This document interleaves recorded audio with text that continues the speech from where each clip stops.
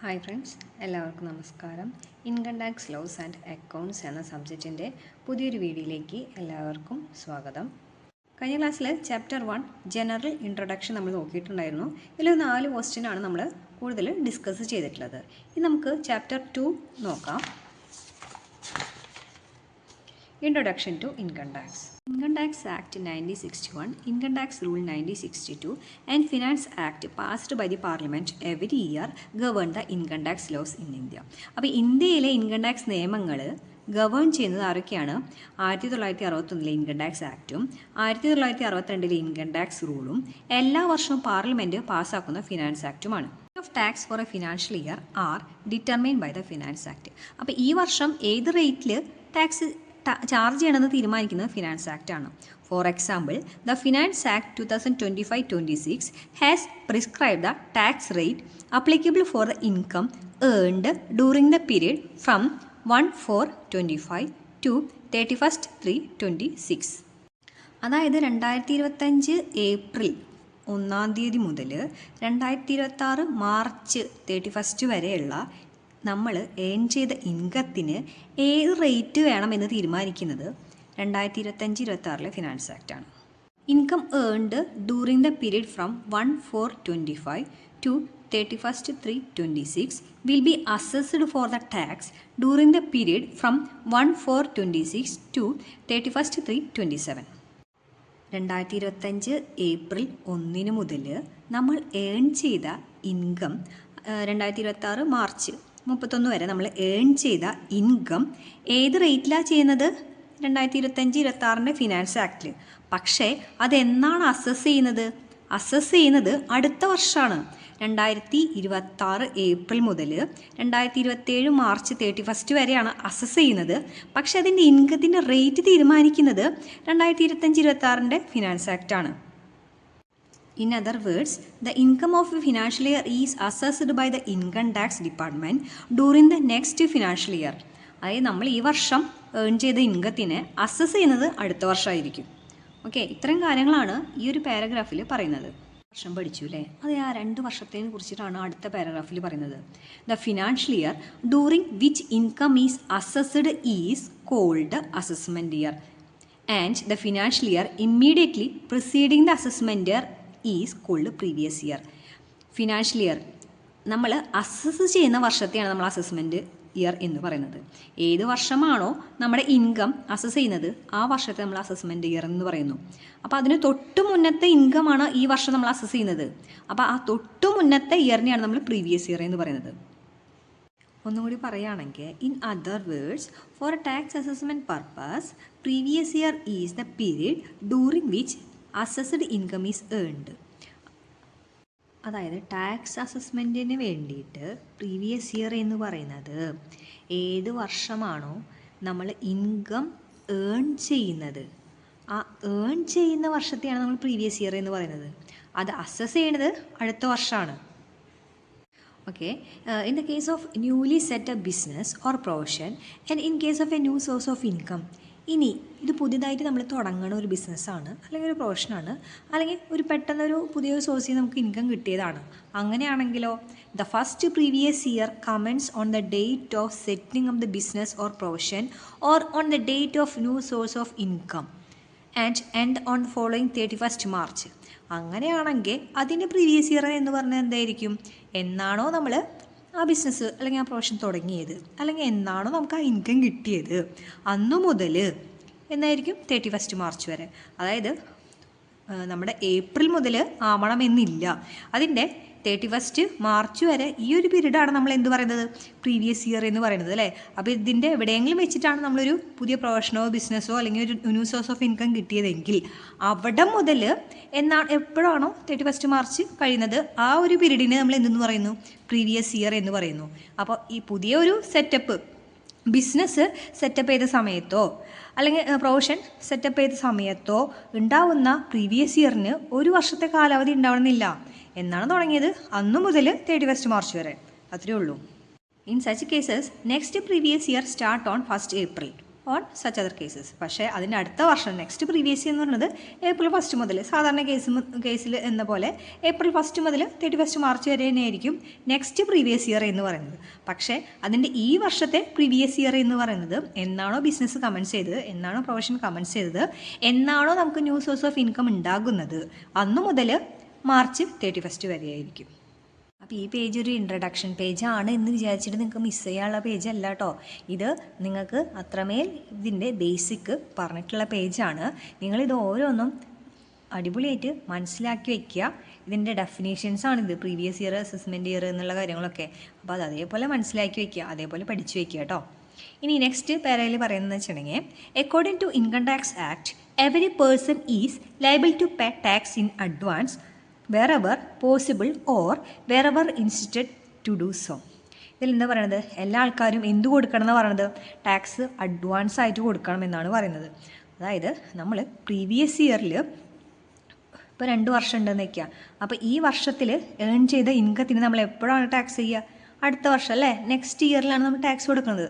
അപ്പോൾ അങ്ങനെ പോയാൽ ഒരു വർഷം നമ്മൾ കാത്തിരിക്കേണ്ടേ ടാക്സ് കൊടുക്കാനായിട്ട്.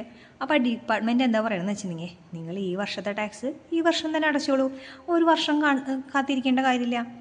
ഈ വർഷത്തെ ടാക്സ് നിങ്ങൾ ഈ വർഷം തന്നെ അടച്ചോളൂ. അതിന് അവർ പറയുന്ന പേരാണ് അഡ്വാൻസ് ടാക്സ് എന്ന് പറയുന്നത്. For example, joint stock companies are liable to pay advance tax during the financial year in which profit is earned as per the rate of applicable for the assessment year. Joint stock companies എന്ത് ചെയ്യണമെന്ന് പറഞ്ഞിട്ടുള്ളത്, financial ഇയറിൽ തന്നെ advance tax അടയ്ക്കണം.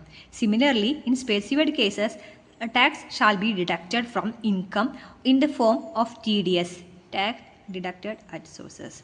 ഇതുപോലെ ഒരു സംഭവം കൂടിയുണ്ട്, ഈ അഡ്വാൻസ് ടാക്സ് പോലെ ഒരു സംഭവം കൂടിയുണ്ട്. എന്ത്, എപ്പോഴാണോ നമ്മൾ ഇൻകം ഏൺ ചെയ്യുന്നത് അപ്പം തന്നെ ടാക്സ് ഡിഡക്റ്റ് ചെയ്യാം, എന്നിട്ട് ബാക്കിയുള്ളത് നമുക്ക് ഇൻകമായിട്ട് കിട്ടുന്നുള്ളൂ.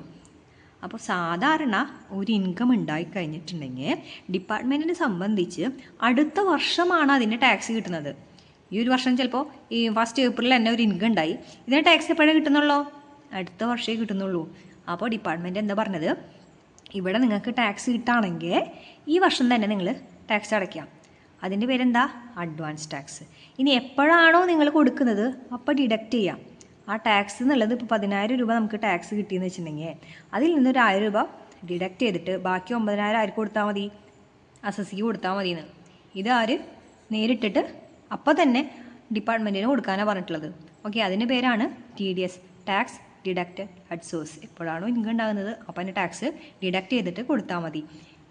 ഇനി അവർ അതിന് എക്സാമ്പിൾ പറഞ്ഞിട്ടുണ്ട്.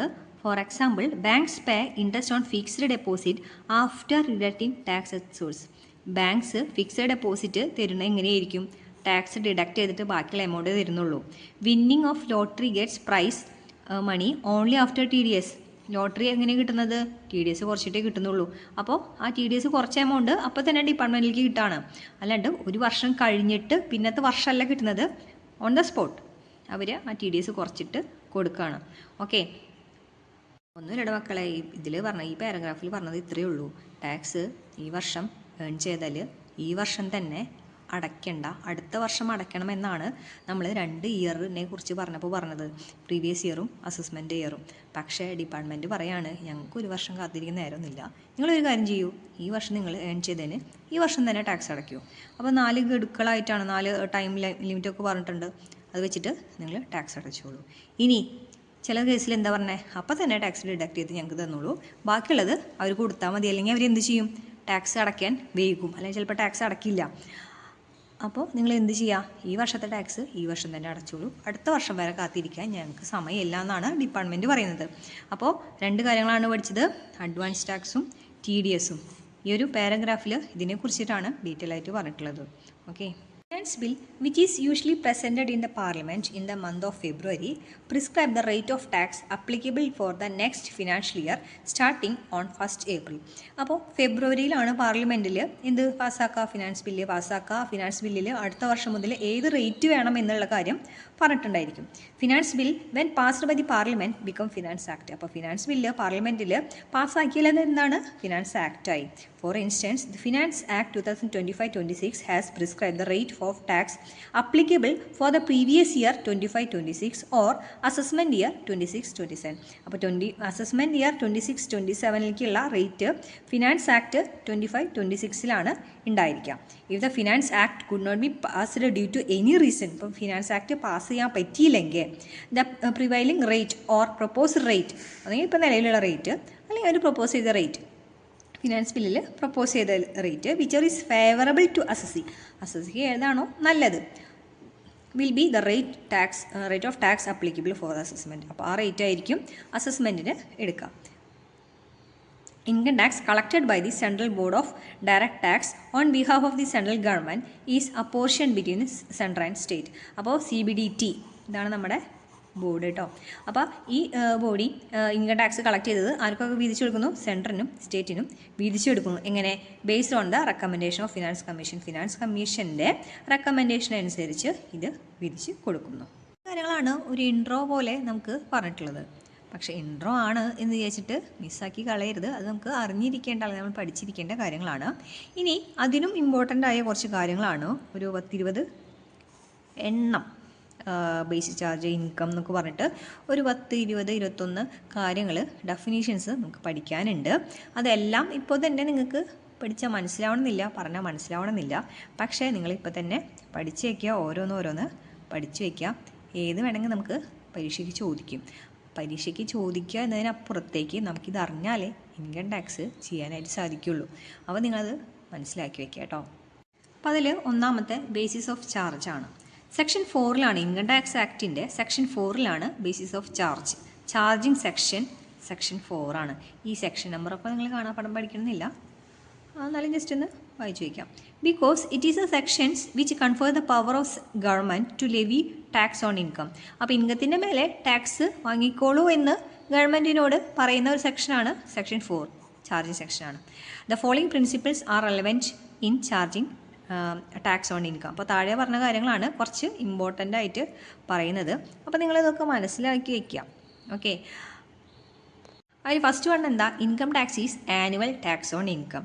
ഇൻകം ടാക്സ് എന്ന് പറയുന്നത് ആനുവൽ ടാക്സ് ആണ്. Income of the previous year is taxable. Previous ഇയറിലെ ഇൻകം ടാക്സ് ചെയ്യുന്നു. എങ്ങനെ? ഇൻ ദ അസസ്മെൻറ്റ് ഇയറിൽ. പ്രീവിയസ് ഇയറിലെ ഇൻകം അസസ്മെൻറ്റ് ഇയറിൽ ടാക്സ് ചെയ്യുന്നു. Based on the rate applicable for the assessment year. അസസ്മെൻറ്റിൽ റേറ്റ് വെച്ചിട്ട് ചാർജ് ചെയ്യുന്നു. ഓക്കെ, ഇതിന് കുറച്ച് എക്സെപ്ഷൻസ് ഉണ്ട്, നമുക്ക് പിന്നീട് പഠിക്കാം. Finance act passed by the parliament fix the rate of tax applicable for the relevant assessment year. Finance ആക്ടിലാണ് ആ റേറ്റ് ഉണ്ടായിരിക്കാം. Tax is charge on the income of every persons. Tax every പേഴ്സണിൽ charge ചെയ്യുന്നുണ്ട്. അപ്പോൾ person എന്ന് പറഞ്ഞിട്ടുണ്ടെങ്കിൽ എല്ലാവരും പെടുമോ? ആരൊക്കെ പെടും എന്നുള്ളത് ഡെഫിനീഷനിൽ, പേഴ്സണിൻ്റെ ഡെഫിനീഷൻ പഠിക്കാനുണ്ട്. അവിടെ പറയുന്ന ആൾക്കാർക്കാണ് ടാക്സ് ചാർജ് ചെയ്യാം. Tax is charge on the total income of the assessee. Total income is computed according to the provisions of the act and rule. അപ്പോൾ ടാക്സ് ഏതിൻ്റെ മേലെയാണ് ചാർജ് ചെയ്യാം? ടോട്ടൽ ഇൻകത്തിൻ്റെ മേലെയാണ് ചാർജ് ചെയ്യുക. അപ്പോൾ ഈ ടോട്ടൽ ഇൻകം എന്താ? അത് കണ്ടുപിടിക്കാനുള്ള കാര്യങ്ങൾ ആക്ടിൽ വ്യക്തമായിട്ട് പറഞ്ഞിട്ടുണ്ട്. Whenever possible income tax must be deducted at source or must be paid in advance. അപ്പോൾ നമ്മൾ നേരത്തെ പറഞ്ഞ TDS അഡ്വാൻസ് ടാക്സും എപ്പോഴൊക്കെയാണോ TDS ഡിഡക്റ്റ് ചെയ്യേണ്ടി വരാം, ഡിഡക്റ്റ് ചെയ്യണം. എപ്പോഴൊക്കെയാണോ അഡ്വാൻസ് ടാക്സ് അടയ്ക്കേണ്ടി വരാം, ആ സമയത്ത് നമ്മൾ അഡ്വാൻസ് ടാക്സ് കൂടി അടയ്ക്കണം. നെക്സ്റ്റ് പറയണത് ടോട്ടൽ ഇൻകം നമ്മൾ പറഞ്ഞില്ലേ. അപ്പോൾ എന്താണ് ഇൻകം? ഇൻകം എന്താണെന്ന് അറിഞ്ഞാലാണ് നമുക്ക് ടോട്ടൽ ഇൻകം കണ്ടുപിടിക്കാൻ പറ്റുള്ളൂ. ഓക്കെ, അപ്പോൾ എന്താണ് ഇൻകം എന്നാണ് അടുത്തതിൽ സെക്ഷൻ 224 പറയുന്നത്. എന്താ ഇൻകം എന്ന് പറഞ്ഞാൽ? In fact the term income has not been defined in the income tax. Income ടാക്സിൽ ഇന്നതാണ് ഇൻകം എന്ന് പറഞ്ഞിട്ടില്ല. However section 224 of the act describe the items to be included in the income of the assessee. ഇന്നതാണ് income എന്ന് പറഞ്ഞിട്ടില്ലെങ്കിൽ കൂടി എന്തൊക്കെ പറഞ്ഞിട്ടുണ്ട്? ഈ താഴെ പറഞ്ഞ സാധനങ്ങളൊക്കെ ഇൻകത്തിൽ ഉൾപ്പെടുത്തണമെന്ന് സെക്ഷൻ 224 പറഞ്ഞിട്ടുണ്ട്. അപ്പോൾ എന്തൊക്കെയാണ് ഉൾപ്പെടുത്തേണ്ട കാര്യങ്ങൾ? Profit and gains, dividend from the companies, cooperative society, mutual fund etcetera, voluntary contribution received by the charitable or religious trust or institutions, scientific research association, games or sports association, any university or other educational institutions or hospital. Section 1024 പറഞ്ഞിട്ടുള്ള ഈ കാര്യങ്ങളൊക്കെ. Voluntary contributions, ഇവർ receive ചെയ്യുന്ന voluntary contributions. Next, value of any perquisite or profit in lieu salary taxable under the head salary. അത് നമ്മൾ salary പഠിക്കുമ്പോൾ കുറച്ചുകൂടി മനസ്സിലാവും കേട്ടോ. ഇപ്പോൾ ജസ്റ്റ് ഇങ്ങനെ പഠിച്ചേക്കാം. Special allowance or benefits granted to the assessee to meet the expenses in connection with the performance of duties. Special allowances performance ഡ്യൂട്ടിക്ക് സ്പെഷ്യൽ അലവൻസും ബെനിഫിറ്റൊക്കെ കൊടുക്കുന്നുണ്ട്. അതൊക്കെ നമുക്ക് കുറച്ചും കൂടി അങ്ങോട്ട് കഴിയുമ്പോഴാണ് ഇതൊക്കെ എന്താണെന്നുള്ള കാര്യം ക്ലിയർ ആയിട്ട് മനസ്സിലാവുള്ളൂ. ഇപ്പോൾ ഇങ്ങനെയൊക്കെ പഠിച്ചേക്കുക. ഇന്ന സാധനങ്ങളൊക്കെ ഇൻകം ആണെന്ന് പഠിച്ചേക്കുക. Allowance granted to assessee to cover the increased cost of livings or meet personal expenses. Next, benefit or perquisite obtained by any beneficiary or representative assessee. Similarly, any amount paid by representative assessee for the benefit of the beneficiary which would have been payable by the beneficiary. അപ്പോൾ കുറച്ചധികം കാര്യങ്ങൾ പറയുന്നുണ്ട് കേട്ടോ. എന്തൊക്കെയാണ് നമ്മൾ ഇതിൽ ഉൾപ്പെടുത്തേണ്ടത് എന്നുള്ളത് കുറച്ചധികം കാര്യങ്ങൾ പറയുന്നുണ്ട്. അപ്പോൾ ഇതൊക്കെ നമ്മൾ മനസ്സിലാക്കി വയ്ക്കുക, നല്ല പ്രാവശ്യം വായിക്കുക. കുറച്ചും കൂടി തുടർന്ന് അങ്ങോട്ട് പോയിട്ട് തിരിച്ച് വന്നിട്ട് ഇത് വായിക്കുമ്പോൾ നിങ്ങൾക്ക് പെട്ടെന്ന് മനസ്സിലാവും. ഇപ്പോൾ ഇത് വായിക്കുമ്പോൾ കുറച്ച് കൺഫ്യൂഷനായിട്ട് നിങ്ങൾക്ക് തോന്നാം. Okay, next, benefit or perquisite obtained by the director of a company or by a person who has substantially interest in the company or by a relative of a director or such persons, and any sum paid by such company in respect of any obligation which would have been payable by the director or any other persons. അപ്പോൾ ഈ point എന്താ പറഞ്ഞിട്ടുണ്ടെങ്കിൽ അസസിക്ക് എന്തെങ്കിലും allowance grand ചെയ്തിട്ടുണ്ടെങ്കിൽ ഇതിന് വേണ്ടിയിട്ടാണ് cost of livings increase ചെയ്യാനും personal expenses meet ചെയ്യാനും. അല്ലെങ്കിൽ ബെനിഫിഷ്യറിയോ റെപ്രസെൻറ്റേറ്റീവോ അസസിക്കോ എന്തെങ്കിലും ബെനിഫിറ്റ് കിട്ടിയിട്ടുണ്ടെങ്കിൽ, അല്ലെങ്കിൽ ഡയറക്ടർക്കോ, അല്ലെങ്കിൽ കമ്പനിയിൽ സബ്സ്റ്റാൻഷ്യൽ ഇൻട്രസ്റ്റ് ഉള്ള വ്യക്തിക്കോ, അല്ലെങ്കിൽ അവരുടെ റിലേറ്റീവിനോ അല്ലെങ്കിൽ വേറെ ഏതെങ്കിലും പേഴ്സൺസിനോ എന്തെങ്കിലും ബെനിഫിറ്റോ പെർക്വിസിറ്റോ കിട്ടിയിട്ടുണ്ടെങ്കിൽ. ഓക്കെ, ഇത്രയും മനസ്സിലാക്കി വെക്കേട്ടോ ഈ പോയിന്റിൽ. എന്ത് പോയിന്റ് പറഞ്ഞു വെച്ചിട്ടുണ്ടെങ്കിൽ compensation received from a company by a person managing the affair of a Indian company as per the modification of the terms and condition or termination of the services. അല്ലെങ്കിൽ compensation received for termination of agency or modification of terms and condition. അല്ലെങ്കിൽ compensation received from the government for the management of the property of the business. ഒന്നെങ്കിൽ ഒരാൾക്ക് compensation കിട്ടാണ്, എങ്ങനെ അയാളാണ് ആ company manage ചെയ്തിട്ടുള്ളത്, അല്ലെങ്കിൽ അതിൻ്റെ modification terms and condition modification ചെയ്യുകയാണ്, അല്ലെങ്കിൽ ടെർമിനേഷൻ ചെയ്യുകയാണ്, അതിലെ സർവീസ് ടെർമിനേഷൻ ചെയ്യുകയാണ്, ആ സമയത്ത് കിട്ടുന്ന കോമ്പൻസേഷൻ. അല്ലെങ്കിൽ ഏജൻസി അതിൻ്റെയും ടെർമിനേഷൻ അല്ലെങ്കിൽ modification terms and conditions modification ചെയ്യുന്ന സമയത്ത് കിട്ടുന്ന കോമ്പൻസേഷൻ. അല്ലെങ്കിൽ ഗവൺമെൻറ്റിൽ നിന്ന് കിട്ടാണ് അതിൻ്റെ compensation receive of the government management of the property of business. അപ്പോൾ ഏതെങ്കിലും തരത്തിലുള്ള ഏതെങ്കിലും തരത്തിലുള്ള കോമ്പൻസേഷൻ റിസീവ് ചെയ്യുകയാണെങ്കിൽ അതും എന്താണ് ഇൻകമായിട്ട് ട്രീറ്റ് ചെയ്യണം എന്നാണ് പറഞ്ഞിട്ടുള്ളത്. Income from the trade, professional or similar association, profit on sale of import license, cash assistance received from the government against export, refund or customs of excess duty or duty drawback, value of any benefit or perquisite received by assessee from any person in exercise of his business or profession, salary, bonus, commission, interest or remuneration received by a partner from a firm to the extent allowed as a deduction at the time of assessment of the firm under section 40B. അപ്പോൾ ഈ 15ാമത്തെ പോയിന്റിൽ എന്താ പറയുന്നത്, സാലറിയോ ബോണസോ കമ്മീഷനോ ഇൻട്രസ്റ്റോ കിട്ടിയിട്ടുണ്ടെന്ന് ആർക്ക് പാർട്ണർക്ക് കിട്ടിയിട്ടുണ്ട്. ആ partner ആ ഫേമിൽ ആ സമയത്ത് ഇതൊക്കെ ഡിഡക്ഷനായിട്ട് കിട്ടിയിട്ടുണ്ടെങ്കിൽ അതും ടാക്സ് ചെയ്യും. Amount recovered which had been allowed as deduction earlier assessment. മുന്നത്തെ വർഷങ്ങളിൽ എന്തെങ്കിലും ഡിഡക്ഷൻ കിട്ടിയിട്ടുണ്ട്, അതിപ്പോൾ കിട്ടി. മുന്നത്തെ വർഷം ഇത് ഡിഡക്റ്റ് ആയിരുന്നു, ഇത് നമ്മൾ ടാക്സ് ചെയ്തിട്ടില്ല. ആ സാധനം ഇപ്പോൾ നമ്മൾ റിക്കവേർഡ് ചെയ്യുകയാണ്. എക്സാമ്പിൾ പറഞ്ഞിട്ടുണ്ട് ബാഡ് ഡെബ്റ്റ്സ് റിക്കവേർഡ്, അൺറിയലൈസ്ഡ് റെൻറ്റ് നമ്മൾ അക്കൗണ്ടൻസി പഠിച്ചിട്ടുണ്ടല്ലേ, ആ വക സാധനങ്ങൾ. അപ്പോൾ അതിപ്പോൾ കിട്ടി, അത് ഇൻകമാണ്, അത് ടാക്സ് ചെയ്യണം. Capital gain chargeable under section 45, profit or gains of insurance business, any income received by assessee from his employer as a contribution to provident fund or superannuation fund or any other fund set up under the provisions of the Employee State Insurance Act or any other fund for the welfare of the employee. അപ്പോൾ ഇങ്ങനെ എന്തെങ്കിലും fund, provident ഫണ്ടോ അല്ലെങ്കിൽ എന്തെങ്കിലും welfare fund കിട്ടുകയാണെങ്കിൽ ആ income കിട്ടിയിട്ടുണ്ടെങ്കിൽ അതും എന്താണ്, ഇൻകമാണ്, അതും ടാക്സ് ചെയ്യണം എന്നാണ് പറഞ്ഞിട്ടുള്ളത്. Any amount received by the employer from employee as a contribution towards provident fund, state insurance fund, welfare fund, but not transferred to the provident fund account of the employee before the due date for transferring the amount. അതായത് എംപ്ലോയിയുടെ കയ്യിൽ നിന്ന് പൈസ എടുത്തിട്ടുണ്ട് employer, PF-ലേക്ക് അടയ്ക്കണം അല്ലെങ്കിൽ വേറെ ഫണ്ടിലേക്ക് അടയ്ക്കണം എന്ന് പറഞ്ഞിട്ട്, എന്നിട്ട് എംപ്ലോയർ എന്ത് ചെയ്തു, അടച്ചില്ല, ഇന്ന് ഡ്യൂ ഡേറ്റിന് മുന്നേ അടച്ചില്ല. അങ്ങനെയാണെങ്കിൽ അതും ഇൻകമാണ്. Next, consideration for issue shares, അത് പഠിച്ചാൽ മതി. Next, advance money forfeited by the seller of capital assets consequence to cancellation of transaction is taxable under the head income from other source. അപ്പോൾ അഡ്വാൻസ് മണി ഫോർഫീറ്റ് ചെയ്തിട്ടുണ്ടെങ്കിൽ. ഇനി sum received under keyman insurance policy. Keyman insurance പോളിസിയിൽ നിന്ന് എന്തെങ്കിലും amount കിട്ടിയിട്ടുണ്ടെങ്കിൽ, അപ്പോൾ ഈ key man insurance policy എന്ന് പറഞ്ഞാൽ എന്താണ്? Keyman insurance policy is taken by the organisation to insure any employee or director who is a great importance to the concern. ആ കൺസേണിന് അല്ലെങ്കിൽ ആ ബിസിനസ്സിന് ആ ഡയറക്ടർ അല്ലെങ്കിൽ എംപ്ലോയി വളരെ ഇമ്പോർട്ടൻ്റ് ആയ ആളാണ്. അദ്ദേഹത്തിന് എന്തെങ്കിലും സംഭവിച്ചിട്ടുണ്ടെങ്കിൽ ആ ബിസിനസ് വരെ വേണമെങ്കിൽ നിന്ന് പോവാം. അത്രയും ഇമ്പോർട്ടൻ്റ് ആയ വ്യക്തിയാണെങ്കിൽ അയാളുടെ പേരിൽ എന്ത് ചെയ്യും? കമ്പനി ഇൻഷുറൻസ് എടുത്തിട്ടുണ്ടായിരിക്കും. അതിനാണ് നമ്മൾ എന്ത് പറയുന്നത്? കീമാൻ ഇൻഷുറൻസ് എന്ന് പറയുന്നത്. Next, amount received under an agreement for not engaging similar business. Similar ബിസിനസ്സിൽ എൻഗേജ് ചെയ്യാതിരിക്കാൻ വേണ്ടിയിട്ട് എന്തെങ്കിലും പൈസ കിട്ടാം. Or for not share know how, patent, copyright, trade mark, licence or such other commercial rights. അപ്പോൾ similar business എന്ന് പറഞ്ഞിട്ടുണ്ടെങ്കിൽ ഞാനും എൻ്റെ ഒരു ഫ്രണ്ടും കൂടിയിട്ട് ഒരു ബിസിനസ് തുടങ്ങി. അപ്പോൾ ഞങ്ങൾ ഒരുമിച്ച് ബിസിനസ് തുടങ്ങുകയാണ്. കുറച്ച് നാൾ കഴിഞ്ഞപ്പോൾ ആ വ്യക്തി എന്നോട് പറയണേ, നീ വീട്ടിലിരുന്നോ? അപ്പോൾ ഞാൻ എന്ത് ചെയ്യും? ഇയാൾ ബിസിനസ് തുടങ്ങിക്കോ, നോക്കി നടത്തുകോളാം, നീ വീട്ടിലിരുന്നോ എന്ന് പറഞ്ഞു. അപ്പോൾ കുറച്ച് നാൾ കഴിയുമ്പോൾ എനിക്ക് തോന്നും വീട്ടിൽ നിന്ന് മുഷിയൂലേ. അപ്പോൾ ഞാൻ എന്ത് ചെയ്യും? സെയിം ബിസിനസ് തുടങ്ങൂലേ. അങ്ങനെ സെയിം ബിസിനസ് തുടങ്ങിയിട്ടുണ്ടെങ്കിൽ ഇയാളുടെ ബിസിനസ് തകരില്ലേ. അപ്പോൾ അങ്ങനെ തകരാണ്ടിരിക്കാൻ, അതായത് ഞാൻ സിമിലർ ബിസിനസ് ചെയ്യാണ്ടിരിക്കാൻ വേണ്ടിയിട്ട് എനിക്ക് എന്ത് തരാണ്? ഒരു ഹ്യൂജ് എമൗണ്ട് തരാണ്. അതും എന്താണ്? ഇൻകം ആണെന്നാണ് പറയുന്നത്.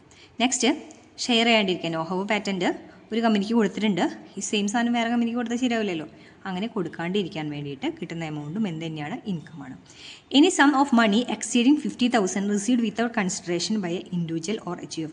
ഒരു ഇൻഡിവിജ്വലിനോ HUFനോ 50,000 രൂപയുടെ മുകളിൽ എന്തെങ്കിലും കിട്ടാണ്, ഗിഫ്റ്റ് കിട്ടാണ്, എന്തെങ്കിലും കൺസിഡറേഷൻ കിട്ടാണ്, അതും എന്താണ്? ഇൻകമാണ്. Casual incomes. Any income which is not recurring nature like winning from lottery, gambling. ക്യാഷിലായിട്ട് വരുന്നത്, അതായത് നോൺ റെക്കറിങ് ആയിട്ടുള്ള ഇൻകമും എന്താണ്? ഇൻകമാണ്. അപ്പോൾ നേരത്തെ നമ്മൾ പറഞ്ഞു ഏതൊക്കെയാണ് ഇൻകം എന്നുള്ളത് ഡിഫൈൻ ചെയ്തിട്ടില്ല, പക്ഷേ താഴെ പറയുന്നതൊക്കെ ഇൻകം ആണെന്ന് പറഞ്ഞു അല്ലേ. അപ്പോൾ ഇതൊന്നുകൂടി പറയാണ്. The list of income given above is not comprehensive. Income means any monetary benefit derive from a definite sources. Definite സോഴ്സിൽ നിന്ന് ഇൻകം കിട്ടിയ മോണിറ്ററി ബെനിഫിറ്റ് ഉണ്ടെങ്കിൽ അതിനൊക്കെ നമ്മൾ ഇൻകം എന്ന് പറയുന്നു. ഫോർ ദ അസസ്മെൻറ്റ് പർപ്പസിന് വേണ്ടിയിട്ട് such sources are grouped as follows.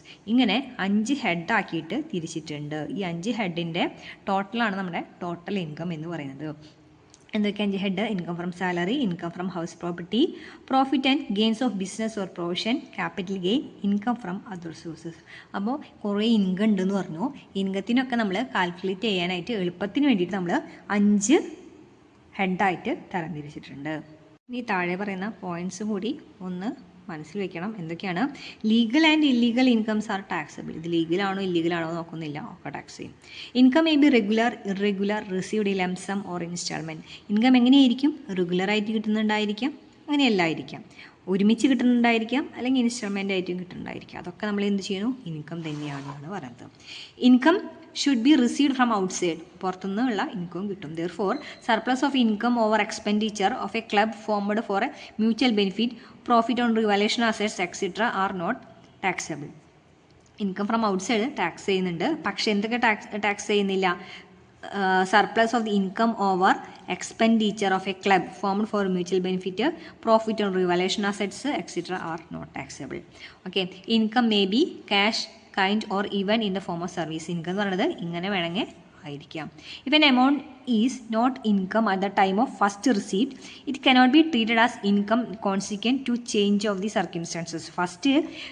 നമ്മൾ ഫസ്റ്റ് ടൈം റിസീവ് ചെയ്തപ്പോൾ നോട്ട് ഇൻകം ആയിരുന്നെങ്കിൽ it cannot be treated as a income consequent to change in circumstances. For example, advance amount received in an incomplete transaction is not income. First സമയത്ത് അത് income ആയിരുന്നില്ല, അപ്പോൾ ബാക്കിയുള്ള സമയത്തും അത് income ആവുന്നില്ല. Okay, income is taxable on due base. Due ബേസിലാണ് income tax ചെയ്യുന്നത്. If there is a charge on the basis of the legal obligation against an income, the income is not taxable to the extent of such a charge. Okay, next എന്ന് പറയുന്നത് personal gift are not taxable in the hands of the recipient, birthday, wedding gift etcetera. Personal gift ഒന്നും വേണ്ട. However gift received exceeding 50,000 ഈ taxable subject to certain exceptions. 50,000 രൂപയാണെങ്കിൽ മേളിലാണെങ്കിൽ അത് tax ചെയ്യാം, അല്ലാത്ത സാധനങ്ങളൊന്നും ടാക്സ് ചെയ്യണ്ട. In case of dispute income, the recipient such income is liable to tax. അപ്പോൾ ഒരു ഡിസ്പ്യൂട്ട് നടക്കുന്നുണ്ടെങ്കിൽ ആരാണോ അത് റിസീവ് ചെയ്യുന്നത് അവരായിരിക്കും ടാക്സ് അടയ്ക്കേണ്ടതുള്ളത്. അപ്പോൾ ഈ വക കുറച്ച് പോയിൻറ്റ്സ് കൂടി നമ്മൾ മനസ്സിൽ വെക്കണം.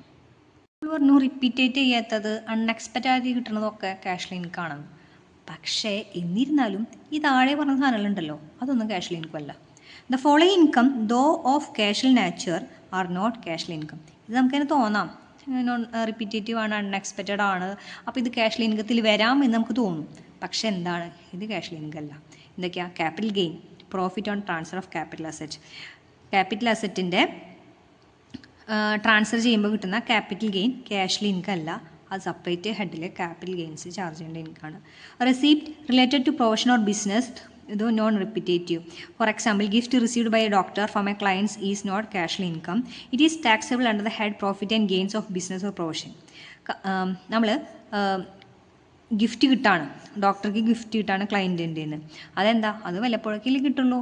അത് നമുക്ക് എന്ത് ചെയ്യാം, ക്യാഷ് ഇൻകത്തിൽ കൊണ്ട് ചാർജ് ചെയ്യാം എന്ന് പറഞ്ഞാൽ നടക്കില്ല. അതിനെന്തുണ്ട്, സെപ്പറേറ്റ് ഹെഡ് ഉണ്ട്, പ്രോഫിറ്റ് ആൻഡ് ഗെയിൻസിലുണ്ട്. Okay. Commission on winning from unsold lottery ticket held as stock in trade is taxable as a business income not under other sources. അപ്പോൾ ഈ കമ്മീഷൻ കിട്ടുകയാണെങ്കിൽ അതും എന്തിലാണ്, ബിസിനസ് ഇൻകത്തിലാണ്, അതർ സോഴ്സിലല്ല ടാക്സ് ചെയ്യേണ്ടത്. Occasional payment received from the employer is not cash income though non repetitive nature. Occasional payments receive ചെയ്തിട്ടുണ്ടെങ്കിൽ അതും എന്താണ്, ക്യാഷ് ഇൻകം അല്ല. For instance, cash gift given by the employer to employee is taxable salary not cash income. അതായത് cash gift കൊടുക്കുകയാണ് ആര്, employer എംപ്ലോയിക്ക്. അതെന്താണ്, cash income അല്ല, സാലറിയിലാണ്. Okay. ഇത് നമുക്ക് എന്ത് തോന്നാം, ഇത് വല്ലപ്പോഴല്ലേ കിട്ടുന്നുള്ളൂ, ഇത് എന്താണ്, അൺഎക്സ്പെക്റ്റഡ് അല്ലേ, നോൺ റിപ്പീറ്റേറ്റീവ് അല്ലേ, അപ്പോൾ ഇത് ക്യാഷ് ഇൻകം ആണ് എന്ന് നമുക്ക് തോന്നും. പക്ഷേ ഇത് ക്യാഷ് ഇൻകം അല്ല, ഇതിന് അതിൻ്റേതായ ഹെഡ് ഉണ്ട്, അതിൽ വേണം കൊണ്ടുപോയിട്ട് ചാർജ് ചെയ്യാൻ. അതർ സോഴ്സ് ഓഫ് ഇൻകത്തിൽ കൊണ്ട് ചാർജ് ചെയ്യരുത്. ഗ്രോസ് ടോട്ടൽ ഇൻകം ആണ്. ഗ്രോസ് ടോട്ടൽ ഇൻകം എന്ന് പറഞ്ഞാൽ എന്താ, gross total income refers to the total of income earn by the assessee during the previous year from various sources before making any deduction under Chapter 6A of the Income Tax Act, Section 80C to 80U. ഇത് നമ്മൾ നേരത്തെ പറഞ്ഞു അല്ലേ, total ഇൻകത്തിൻ്റെ മേലെയാണ് നമ്മൾ tax charge ചെയ്യണത്. നമ്മളിവിടെ പറയുന്നത് ഗ്രോസ് ടോട്ടൽ ഇൻകം ആണ്, ടോട്ടൽ ഇൻകം അല്ല. അപ്പോൾ ഈ ഗ്രോസ് ടോട്ടൽ ഇൻകം എന്ന് പറഞ്ഞാൽ എന്താ, അസസിക്ക് എല്ലാ സോഴ്സിൽ നിന്ന് കിട്ടുന്ന ഇൻകത്തിൻ്റെ ടോട്ടൽ, അതിൽ നിന്ന് എന്ത് കുറയ്ക്കുന്നില്ല, ചാപ്റ്റർ 6 ഡിഡക്ഷൻസ് 80C മുതൽ 80U വരെയുള്ള ഡിഡക്ഷൻസ് കുറയ്ക്കുന്നതിനേക്കാൾ മുന്നുള്ള അസസിയുടെ എല്ലാ സോഴ്സസിൽ നിന്നുള്ള ഇൻകത്തിൻ്റെ ടോട്ടലിനെയാണ് നമ്മൾ ഗ്രോസ് ടോട്ടൽ ഇൻകം എന്ന് പറയുന്നത്. പക്ഷേ ഒരു സംഭവം കുറയ്ക്കാം, എന്താ, however brought forward losses are deducted from the income and resulting amount is gross total income. എന്ത് കുറയ്ക്കാം, brought forward losses കുറയ്ക്കാം. കേട്ടോ, താഴെ പെർഫോം ഉണ്ട്. Income from salary, income from house property, profit and gains of business or profession, capital gain, income from other source. എന്നിട്ട് നമ്മൾ ഈ 5 ഹെഡിൻ്റെ total എടുത്തു, അതിൽ നിന്ന് എന്ത് കുറച്ചു, ബ്രോഡ് ഫോർവേഡ് ലോസസ് കുറച്ചു. അപ്പോൾ നമുക്ക് എന്ത് കിട്ടി, ഗ്രോസ് ടോട്ടൽ ഇൻകം കിട്ടി. അപ്പോൾ ഈ 80C 80U എന്താ, ചാപ്റ്റർ 6 ഡിഡക്ഷൻ എന്താ, നമ്മൾ കുറച്ച് മുന്നേ പറഞ്ഞിട്ടുണ്ടായിരുന്നു, മറ്റേ LIC പ്രീമിയം ഇൻവെസ്റ്റ്മെൻറ്റിൻ്റെ കാര്യമൊക്കെ പറഞ്ഞിട്ടുണ്ടായിരുന്നു അല്ലേ. ഇത് കുറച്ചും കൂടിയും കഴിഞ്ഞിട്ട് പഠിക്കാം കേട്ടോ. അപ്പോൾ ജസ്റ്റ് മനസ്സിലാക്കി വയ്ക്കാം, ഗ്രോസ് ടോട്ടൽ ഇൻകത്തിൽ നിന്ന് കുറച്ചും കൂടി ഡിഡക്ഷൻസ് കുറയ്ക്കാനുണ്ട്. അതിന് നമ്മൾ വിളിക്കുന്ന പേരാണ് ചാപ്റ്റർ 6A 80C മുതൽ 80U വരെയുള്ള കാര്യങ്ങളാണ് അതിലുള്ളത്. അങ്ങനെയൊക്കെ മനസ്സിലാക്കി വയ്ക്കാം. ഓക്കെ. നെക്സ്റ്റ് ടോട്ടൽ ഇൻകം ആണ്. അപ്പോൾ ഗ്രോസ് ടോട്ടൽ ഇൻകം കറക്റ്റായിട്ട് പഠിച്ചിരിക്കണം കേട്ടോ. ടോട്ടൽ ഇൻകം എന്ന് പറഞ്ഞാൽ എന്താണ്, section 245. Gross total income as reduced by the deductions under chapter 6A 80C to 80U of the income tax act is called total income. നേരത്തെ നമ്മൾ പറഞ്ഞില്ലേ, ഈ ഡിഡക്ഷന് മുന്നുള്ള ഇൻകത്തിനെയാണ് ഗ്രോസ് ടോട്ടൽ ഇൻകം എന്ന് പറയുന്നത്. അപ്പോൾ ഇതിൽ നിന്ന് ആ 80C മുതൽ 80U വരെയുള്ള കാര്യങ്ങൾ ഡിഡക്റ്റ് ചെയ്താൽ എന്ത് കിട്ടും, ടോട്ടൽ ഇൻകം കിട്ടും. Okay. The total of the deductions under section 80C 80U shall not be more than the gross total income of the assessee in any cases. അപ്പോൾ ഈ ഡിഡക്റ്റ് ചെയ്യാനുള്ള കാര്യങ്ങൾ ഇൻകത്തിനേക്കാൾ കൂടാൻ പാടില്ല അല്ലേ. Tax is levied on the total income of the assessee during the year as per the rate applicable for the assessment year. അപ്പോൾ ഇങ്ങനെ കിട്ടുന്ന ടോട്ടൽ ഇൻകത്തിൻ്റെ മേലെയാണ് നമ്മൾ എന്ത് ചെയ്യുന്നത്, റേറ്റ് അപ്ലിക്കബിൾ ചെയ്യുന്നത്. പേഴ്സൻ്റെ ഡെഫിനീഷനാണ് നമ്മൾ നേരത്തെ പറഞ്ഞു അല്ലേ, പേഴ്സൻ്റെ ഇൻകത്തിൻ്റെ മേലെയാണ് നമ്മൾ ടാക്സ് ചാർജ് ചെയ്യണതെന്ന്. അപ്പോൾ ആരൊക്കെയാണ് പേഴ്സൺ എന്നുള്ളത് നമ്മൾ പിന്നീട് ഡെഫിനേഷനിൽ പഠിക്കുന്നു പറഞ്ഞില്ലേ, ആ ഡെഫിനേഷനാണുള്ളത്. എന്താണ് പേഴ്സൺ എന്ന് പറഞ്ഞത്, ആരൊക്കെയാണ് പേഴ്സണിൽ ഇൻക്ലൂഡ് ചെയ്യുന്നത്? An individual, natural human being, male or female, minor or major, sane or insane. അപ്പോൾ മെയിലോ ഫീമെയിലോ മൈനറോ മേജറോ സെയിൻ ഓർ ഇൻസെയിനോ. സെയിൻ എന്ന് പറഞ്ഞിട്ടുണ്ടെങ്കിൽ മറ്റേ മാനസിക നില തെറ്റാത്തത്, ഇൻസെയിൻ എന്ന് പറഞ്ഞാൽ മാനസിക നില തെറ്റിയ ആൾക്കാരില്ലേ, അവരെയാണ് കേട്ടോ. അവരുടെ ടാക്സും എന്താണ്, അവരുടെ ഇൻകം എന്താണ്, ടാക്സ് ചെയ്യുന്നതാണ് അതിൻ്റെ അർത്ഥം. ഓക്കെ, നെക്സ്റ്റ് എന്താ? N Hindu undivided family. നമ്മൾ +2 ബിസിനസ്സിലൊക്കെ പഠിച്ചിട്ടുണ്ടല്ലോ, HUF കുറിച്ചിട്ടൊക്കെ പഠിച്ചിട്ടുണ്ട്, അക്കൗണ്ടൻസിയിലൊക്കെ പഠിച്ചിട്ടുണ്ടല്ലേ ആ സംഭവം. HUF എന്ന് പറഞ്ഞാൽ എന്താണ്? Consisting of all person linearly descended from a common ancestor and include their wives and unmarried daughters. Okay, next company. Any Indian company body corporate incorporated by or under the law of country outside India or any company deemed to be company by a special order by CBDT. അപ്പോൾ company എന്ന് പറഞ്ഞാൽ Indian company ആവാം, പിന്നെയോ body corporated incorporated, ഒരു body corporate law of other കൺട്രിയുടെ നിയമപ്രകാരം ഇവിടെ എന്ത് ചെയ്യാണ്? ഇൻകോർപ്പറേറ്റ് ചെയ്യാണ്. അതും എന്ത് തന്നെയാണ്? നമ്മളെ സംബന്ധിച്ച് കമ്പനി തന്നെയാണ്. നമ്മുടെ ഇന്ത്യൻ നിയമത്തിലല്ല കമ്പനി വന്നിട്ടുള്ളത്, പക്ഷേ ഇന്ത്യയിൽ ടാക്സ് കൊടുക്കുന്ന നിയമത്തിൽ പ്രകാരം ഇതും കമ്പനിയാണ്. Or company deem to be company by a special order. CBDTയുടെ സ്പെഷ്യൽ ഓർഡർ ഉണ്ട്, ഇതും കമ്പനിയായിട്ട് ട്രീറ്റ് ചെയ്യണം എന്ന് പറഞ്ഞിട്ടുണ്ടെങ്കിൽ അതും കമ്പനി തന്നെയാണ്. Next firm. Next association of persons AOP or body of individuals BOI, whether incorporated or not. Next local authority. ഇതൊക്കെ municipal committee, district board, other statutory authorities entitled to control and manage the municipal fund or local fund. Next every artificial judicial persons not following within any of the above category. അപ്പോൾ ഇതിലൊന്നും പെടാത്ത artificial judicial പേഴ്സൺസും എന്താണ്? പേഴ്സണാണ്. ആരൊക്കെയാണ്? Individual, HUF, company, firm, AOP, BOI, local authority, every artificial judicial persons. അപ്പോൾ ഈ definitions നിങ്ങൾക്ക് തെറ്റരുത്, അതേപോലെ എഴുതാനായിട്ട് സാധിക്കണം. പേഴ്സൻ്റെ ഡെഫിനേഷൻ. പേഴ്സൻ്റെ ഡെഫിനേഷനിൽ ഇൻക്ലൂഡ് ചെയ്ത 2 പേരാണ് AOP, BOI അല്ലേ. ഇതെന്താണെന്നുള്ള കാര്യം നമുക്ക് വ്യക്തമായിട്ട് അറിഞ്ഞിരിക്കേണ്ട. ഇതെന്താണെന്നുള്ളത് Association of persons AOP.